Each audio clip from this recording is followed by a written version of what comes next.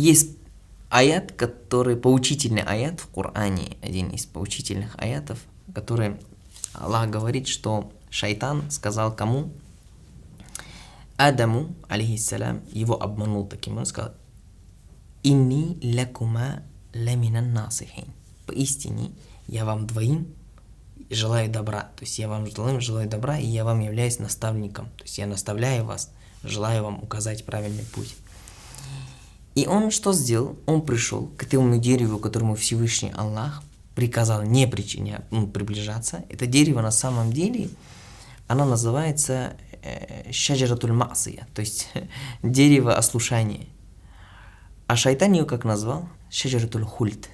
Поменял имя. Сказал, это дерево вечности, да, дерево вечности. И таким образом поклялся, сказал: клянусь Аллахом, если вы попробуете из этого дерева, то есть фрукты, которые там есть, то вы станете вечными. И тогда Адам, алейхиссалям, и Хавва, они не представляли, что кто-то может покляться лживо именем Всевышнего Аллаха, и сделали это. Как арабы говорят: аль-асма ла тугайру аль-хакика. Поистине имена не меняют суть, истину.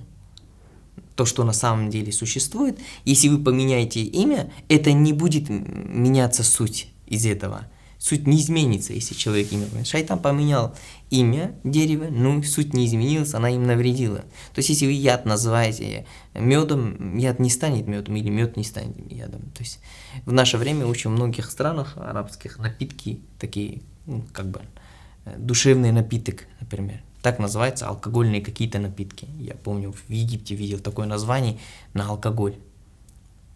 Как алкоголь может быть душевной напиткой? Оно то, что уничтожает человека, то, что уничтожает душу, то, что это портит, то, что делает так, что человек всю грязь свою из души вот так выливает на улицу. Как это может быть так? Ну, однако, название. Название, люди думают, из-за названия меняется, что истина, суть. Нет. Пусть то, что в нем есть название, не обманет вас. То есть человек не должен обманываться то, чем называет. Если что-то называется сладостью, это не является сладостью. Если кто-то называет себя, что он хороший, это не значит, что это человек хороший. Если человек себя называет, что он праведный, это не значит, что он праведный. Нужно саму суть посмотреть. А в нашей ситуации, в данной ситуации, этой суть это являются благие дела.